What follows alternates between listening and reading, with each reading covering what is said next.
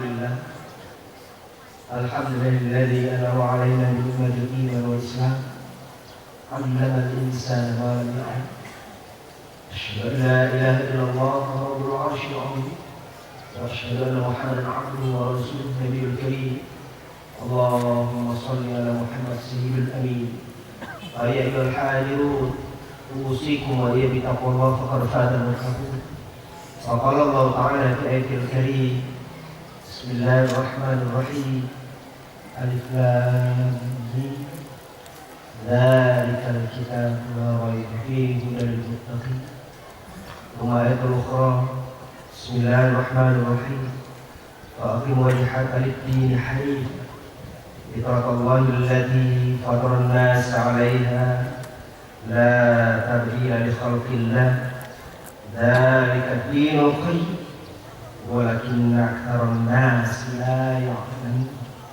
صدق الله وصدق النبي الكريم ونحن ذلك من الشاهدين والشاكرين والحمد لله رب العالمين. Saudaraku jamaah rahimahumullah, tidak ada kemuliaan sebagai seorang hamba hanya ketika ia mampu mensyukuri karunia Allah, menyadarkan diri bahwa begitu banyak nikmat yang telah Allah berikan, yang sesungguhnya meskipun tidak sebanding dengan apa yang kita kembalikan kepada Allah dalam wujud ibadah, Allah dengan rahmat dan rahim selalu dan selalu memberikan cintanya kepada kita. Semoga apapun yang kita miliki hari ini, kita menjadi hambanya yang bijak mempergunakan apa yang diberikan oleh Allah sebagai jembatan meraih kasih sayang. Semoga akan menghantarkan kita menjadi hambanya yang akan mendapatkan nikmat yang berlipat ganda. Salawat dan salam kepada baginda Rasulullah sallallahu alaihi wasallam. Allahumma shalli ala Muhammad wa ala Muhammad. Semoga kita menjadi umat yang dibanggakan oleh baginda, umat yang nanti di akhir zaman mampu menyemarakkan Islam dengan sesungguhnya di tengah kehidupan modern yang tidak pasti. Allahu Akbar, Allahu Akbar, Allahu Akbar, walillahil hamd. Saudaraku, pada hari ini kita sangat berbahagia karena kita telah diberikan oleh Allah kesempatan untuk melaksanakan sholat Id sekaligus nanti insya Allah sholat Jumat. Keberkahan yang luar biasa yang belum tentu kan kita dapatkan pada tahun yang akan datang, karena sebuah kepastian tidak adalah kita miliki, kepastian hanya milik Allah. Oleh karena itu saudara, mari kita mencoba untuk melihat diri kita sesungguhnya yang ini, apakah sesungguhnya kita ini layak untuk kemudian mengatakan diri sebagai orang yang fitrah. Allahu Akbar, Allahu Akbar, Allahu Akbar, walillahil hamd. Saudaraku, bagaikan seorang pejuang ketika ia mengumandangkan takbir, tahmid dan tahlil adalah merupakan sebuah perlambang kemenangan diri. Lalu, apakah kita pernah bertanya pada diri kita masing-masing, apakah kita layak untuk mengumandangkan makna kemenangan? Sementara apakah kita sudah pernah memanggul dan menghunus senjata selama bulan Ramadan, memanggul senjata dan menghunus senjata untuk mengalahkan nafsu kita, iblis, laknatullah, keserakahan, kesombongan yang ada pada diri kita? Tatkala kesemuanya itu mampu kita lahirkan dan kita lakukan, berarti kita layak untuk mengumandangkan takbir, tahmid dan tahlil sebagai wujud bahwa kita sebenarnya adalah hamba Allah yang telah melakukan kemenangan dalam sebuah peperangan dan pertempuran selama bulan Ramadan. Saudaraku, anehnya di negeri ini adalah mereka yang meneriakkan kemenangan adalah mereka yang tidak pernah turun ke lapangan medan perang. Saudaraku, mungkinkah itu adalah kita? Saudaraku jamaah rahimakumullah. Yang kedua, apakah kemudian kita ini adalah fitrah? Arti bahasa adalah mereka yang suci, sementara kita belum pernah membersihkan diri kita, belum pernah membersihkan hati kita, belum pernah membersihkan lisan kita dari sesuatu kesombongan dan kebohongan. Sebab kehidupan modern hari ini menjanjikan, tatkala ingin sukses, maka kebohongan adalah merupakan modal dasar. Saudara, kita kembali diperlihatkan dan memperlihatkan bahwa kesucian tidaklah ada bagi mereka yang tidak pernah suci dan tidak pernah ingin mensucikan diri. Hanya mereka-mereka yang selama bulan Ramadan mampu menghancurkan kesombongan, keserakahan, iri dengki, kekotoran yang ada pada dirinya, yang kemudian layak menyandang Aidul Fitri. Allahu Akbar, Allahu Akbar, Allahu Akbar, walillahil hamd. Saudara, apakah kemudian ketika takbir, tahmid dan tahlil kita kumandangkan, kita sudah pernah bersujud di hadapan Allah? Karena Allah telah memberikan kepercayaan kepada kita.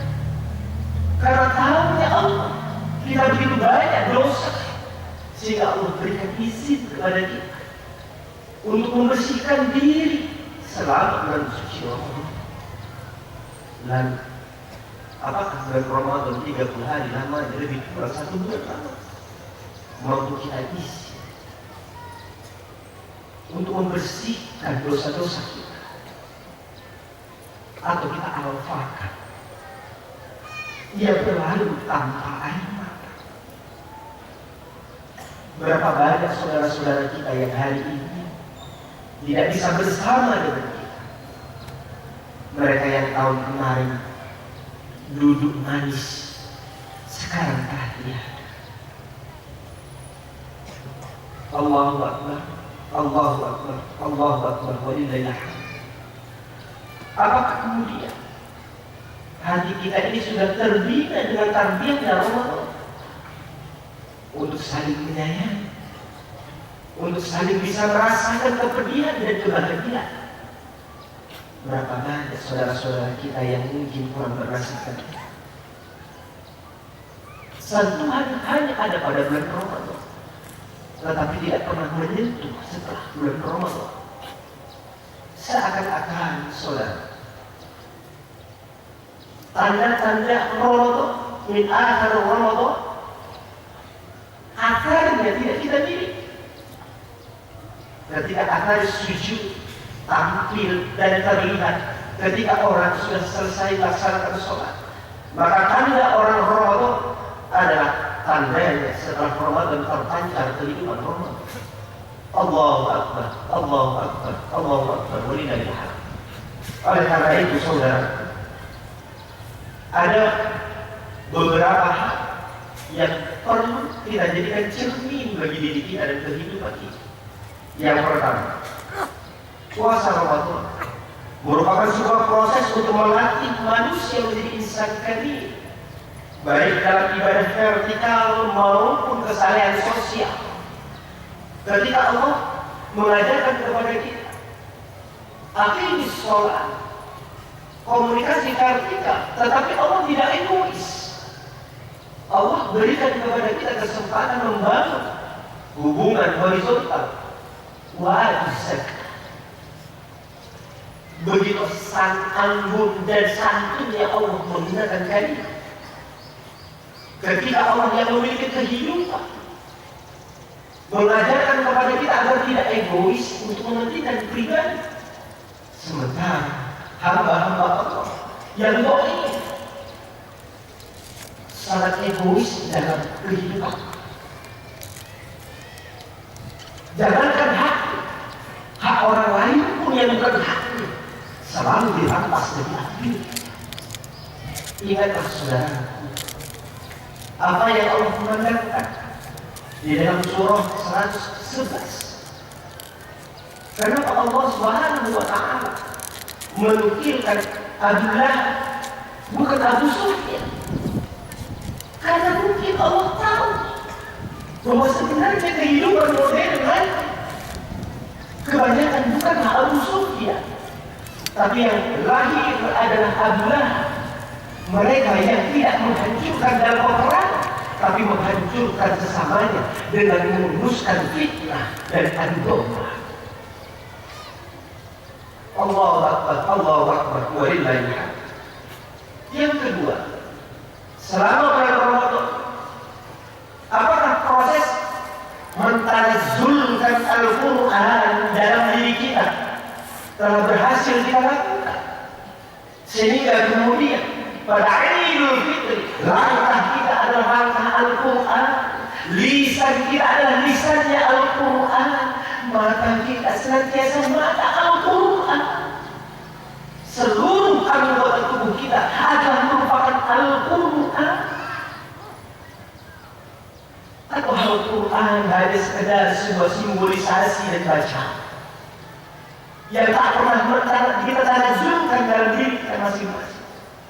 Alangkah ruginya saudara ketika Al-Quran menjadi hudalin nas wa bayyinatin wal furqan, ternyata hamba Allah tidak mampu untuk mengambil itu. Yang ketiga, proses membersihkan diri dari kesalahan duniawi. Ternyata saudara, begitu banyak rezeki kita, tetapi ternyata tak mampu untuk kita nikmati keseluruhan. Karena sedemikian banyak rezeki kita sesungguhnya ada merupakan rezeki orang lain yang melalui dalam kita. Coba kita lihat begitu banyak makanan yang ada di rumah kita, tetapi ketika Allah belum memberikan kesempatan dan memberikan izin untuk kita makan, kita tidak menuntut. Padahal itu adalah makanan yang halal, apatah lagi makanan yang haram. Oleh karena itu saudara, janganlah menjadi sifat al-ghaflah. Karena kadang-kadang kita terlupa dari tujuan kehidupan kita yang tercantum dalam surah Al-Fatihah. Karena sifat al-ghaflah, yaitu sifat lembut yang setelah dibersihkan pun oleh Tuhannya, ketika Tuhannya lupa dari Allah, maka dia akan kembali mencari kembangan yang kotor. Lalu ketika Idul Fitri diberikan oleh Allah kesempatan untuk kita menyempurnakan membersihkan diri, jangan kemudian sirnanya Ramadan kita kembali kepada kembangan yang sedemikian hina dan hina. Allahu Akbar, Allahu Akbar, walillahil hamd. Dan di surah Al-Mulk, Idul Fitri kembali kepada kesucian itu sesungguhnya hanya arti bahasa. Makna yang sebenarnya adalah kembali kepada ad-din hanif, yaitu agama yang lurus, agama yang dibangun oleh Rasulullah SAW dengan tetes air mata untuk kita hamba, untuk kita umat. Maka ketika Idul Fitri kembalilah kita kepada Al-Quran. Ketika Al-Quran sangat membenci orang-orang yang sombong, maka ketika itu janganlah kita sombong. Karena Allah katakan, "Wa ma utitum min ilmi illa qalil." Sedikit-sedikitnya ilmu yang kita miliki, sedikit-sedikitnya apapun yang kita harapkan hari ini. Allahu Akbar, Allahu Akbar, Allahu Akbar, walillahil hamd. Ketika Allah Subhanahu wa Ta'ala mengatakan di dalam Al-Quran agar kita membangun keluarga sakinah mawaddah, maka bangunlah seperti yang dibangun oleh Nabi Imran, seperti yang dibangun oleh junjungan Nabi Muhammad SAW. Ketika Allah menyebutkan kepada kita, berikanlah anak-anakmu dan keluargamu itu makanan yang halal dan thayyib, maka berikanlah anak-anak dan keturunan kita dengan makanan yang halal dan thayyib. Jangan masukkan dalam rongga-rongga keturunan kita serpihan-serpihan api neraka. Saudara, berarti kita sudah ad-din kembali kepada agama yang lurus. Baik dalam sistem pemerintahan, ekonomi, politik, sosial, budaya, kesemuanya itu harus dibangun dengan cintanya kepada Al-Quran, cintanya kepada hadis Rasulullah SAW. Allahu Akbar, Allahu Akbar, walillahil hamd. Kemudian takbir, tahmid dan tahlil adalah merupakan pencitraan penghambaan diri kepada Allah. Begitu hinanya kita ketika yang agung itu hanya Allah. Kenapa? Setelah takbir, tahmid dan tahlil Masih begitu banyak makhluk-makhluk Allah yang minta dilayani, bukan bangga menjadi pelayan. Padahal dia hanya memiliki kedudukan sementara. Bukannya diri kita adalah merupakan hamba, bukan Tuhan. Kalau di dalam diri kita masih bersemayam kekuatan Tuhan, Raja-Raja, maka berarti kita tidak layak untuk menyambutkan nama Allah Akbar, Allah Akbar.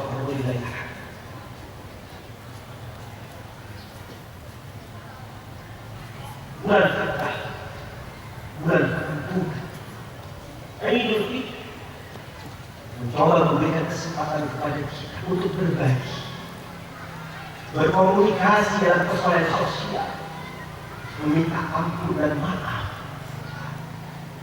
Alangkah berbahagianya saudara ketika tangan kita hari ini merupakan tangan-tangan kemuliaan, tangan-tangan yang bersimpuh memegang tangan kedua orang tua, meminta ampun dan meminta maaf. Ketika tangan-tangan kita adalah tangan-tangan yang pernah menyuapkan makanan ke mulut orang tua kita yang sudah sangat rentan. Ya Allah, ketika tangan-tangan kita adalah tangan-tangan yang menengadahkan tangan ke langit untuk minta ampun bagi orang tua kita yang telah meninggal dunia, berarti tangan kita adalah tangan hamba Allah yang dimuliakan oleh Allah. Atau mungkin tangan kita adalah tangan-tangan yang kotor, yang enggan untuk bersimpuh di hadapan orang tua, yang enggan untuk minta ampun dan maaf kepada mereka yang pernah kita zalimi. Begitu sombongkah kita, saudara? Akankah mampu kita mempertanggungjawabkan tangan kita nanti? Ternyata tangan-tangan kita adalah tangan yang pernah menyakitkan perasaan dan fisik orang tua kita. Tangan yang tidak pernah menengadahkan ke langit untuk meminta ampun bagi orang tua kita yang telah tiada. Allah. Saudara, pada hari ini mari kita jadikan Syawal selama 1 bulan Allah ingin mendidik kita, munculkan diri kita, angkat kepala kita, katakan kepada Allah, Ya Rabb, aku hamba yang telah Kau didik 9 Ramadan dengan didikan Rabb yang akan menjadikan diriku menjadi orang yang berakhlak mulia. Jangan seperti pepatah orang tua, habis manis setah minum, habis Ramadan hilanglah nilai-nilai Ramadan. Karena tahun depan, saudara, belum tentu kita akan bertemu dengan Allah. Ketika ayat-ayat Allah begitu nyata terlihat di tubuh mata, saudara, selama bulan Ramadan ternyata musibah demi musibah tidak bosan-bosannya melanda negeri ini. Lalu pertanyaan, apakah Allah telah bosan dengan hambanya di sini? Ternyata tidak, saudara. Karena hambanya memilih untuk keluar dari agama, keluar dari tuntunan Al-Quran, keluar dari ad-din hanif yang hanya seremonial Idul Fitri, tetapi tidak adil hanif yang sungguh. Allah Akbar, Allah Akbar, Allah Akbar, walillahilhamd. Semoga khutbah ini dapat menjadi bahan renungan kepada kita semua untuk berkaca, melihat diri. Sudahkah kita menjadi hamba Allah yang dapat dibanggakan oleh Allah? Sudahkah kita umat Muhammad yang dapat dibanggakan oleh baginda Rasulullah? ketika kita benar-benar bersih kembali kepada Abdul Hanif yang sebenarnya. Allahu Akbar, Allahu Akbar, Allahu Akbar, walillahil hamd. Wa'tamil absar la'allakum tuflihun. Allahumma salli wa sallim wa zid wa alim wa tafaddal wa barik li jalalika wa kamalika ala ashrafi ibadik sayyidina wa maulana Muhammad wa an kulli as-sahabati ajma'in.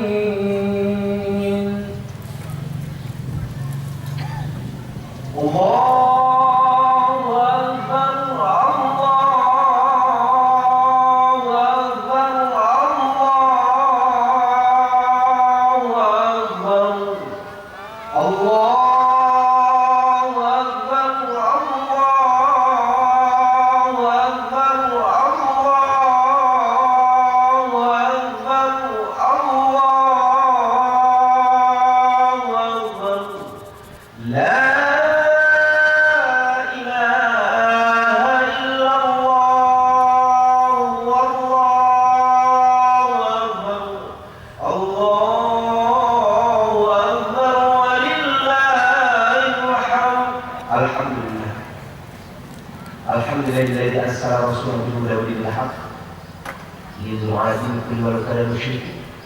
Asyhadu an la ilaha illallah wahdahu la syarika lahu wa asyhadu anna Muhammadan 'abduhu wa rasuluhu la nabiyya ba'dahu. Allahumma shalli ala Muhammad ibn 'abdillah wa ayyuhal hadirun ittaqullaha haqqa tuqatih wa la tamutunna illa wa antum muslimun. Wa qala Allah ta'ala fi ayatil karim. Bismillahirrahmanirrahim. Alif Lam Mim. Dzalikal kitab la raiba fihi hudan lil muttaqin. Alangkah bangga ketika wilayah negeri penciptaan Al-Quran lebih dominan ketimbang pencitraan jahiliyah. Ketika Ibrahim alaihissalam menghancurkan sedemikian banyak patung, maka layakkah kita membangun patung-patung ketika Allah sudah menyempurnakan Islam pada baginda Rasul? Ketika Allah dalam surah Al-Hujurat meminta kita untuk ditaat, untuk saling memahami, mengerti, karena ada ukhuwah Islam, lalu kita terpecah dalam puing-puing yang tidak memiliki kekuatan di tengah umat yang telah Allah prediksi dan Rasul katakan. Yang kata Rasul, pada suatu hari umatmu seperti buih di tengah